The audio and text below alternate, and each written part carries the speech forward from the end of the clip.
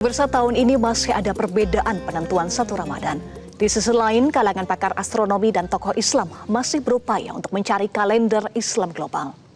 Maksud kami untuk mencapai kalender Islam global. Itu sebuah cita-cita mulia dari para tokoh, baik tokoh Islam maupun tokoh astronom Muslim.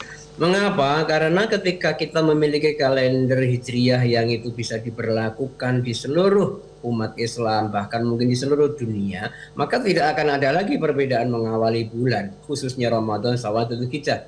Dan itu memerlukan waktu. Artinya memang sesuatu seolah-olah mustahil karena ada kisah sama ru'yah itu nggak bisa dipertemukan. Tapi kan sekarang tanda-tanda ukhuwah itu muncul, Mbak Eva. Buktinya 2 tahun yang lalu NU sudah mengadopsi hisab untuk kriteria ru'yatnya NU, ada Irnu sama Kornu.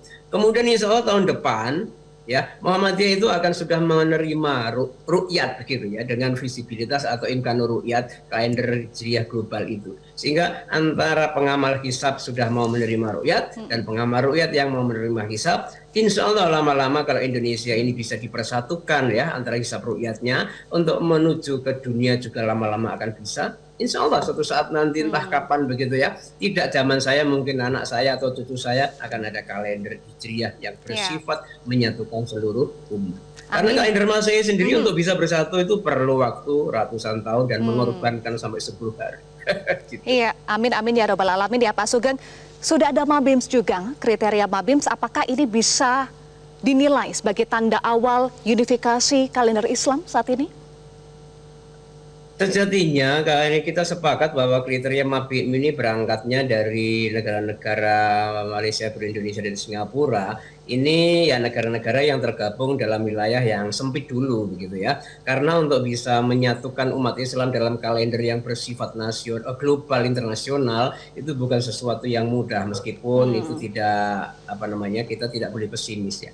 Nah, kriteria Mabim, apalagi yang New Mabim ini sejatinya dengan mematok elongasi 6,4 ini adalah sudah masuk ke dalam ranah ilmiah. Elongasi 6,4 ini adalah elongasi yang sudah empiris. Itu artinya kita sudah keluar dari data yang dulu tidak empiris gitu ya, nggak ilmiah. Sekarang sudah ilmiah ya. Hanya kemudian yang dikenalkan ke masyarakat 3 ya. Altitude 3 derajatnya, padahal sebenarnya yang kita cari sepakatannya adalah elongasi.